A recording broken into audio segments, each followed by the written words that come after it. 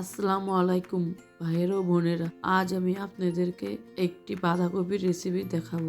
অর্ধেকটা বাঁধাকপি নিয়ে নিলাম, একটা আলু সাথে নিয়ে নিলাম, পেঁয়াজ আর রসুন নিয়ে নিলাম। এগুলো এখন কেটে ধুয়ে নেব। কেটে ধুয়ে নিয়েছি। কড়াইটা বসাই দিয়েছি, তেলটা দিয়ে দিয়েছি, গরম হয়ে গেছে। একটু হলুদ দিয়ে দেবো। এখন গরম করে বাঁধাকপিগুলো দিয়ে দিলাম। এখন কিছুক্ষণের জন্য ঢেকে দেবো। কিছুক্ষণ পর ফিরে আসছি। নেড়ে পরিমাণ মতন লবণ দিয়ে দেবো। দিয়ে নেড়ে আবার কিছুক্ষণ ঢেকে দেব। এখন 7-8 মিনিট পর ফিরে আসছি। মাঝে লেড়ে দিয়েছি কয়েকবার। এখন 7-8টা টমেটো কেটে রেখেছি, এগুলো উপর দিয়ে দিলাম। দিয়ে কিছুক্ষণের জন্য ঢেকে দেব। আবার কিছুক্ষণ পর ফিরে আসছি, লেড়ে দিয়েছি মাঝে। 5-6টা কাঁচামরিচ কেটে রেখেছি, এখন এগুলো দিয়ে দেব। দিয়ে নেড়ে নেব।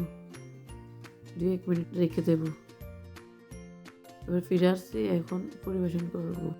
আমার ভিডিওটা যদি আপনাদের কাছে ভালো লাগে তাহলে অবশ্যই লাইক, কমেন্ট, শেয়ার এবং সাবস্ক্রাইব করবেন।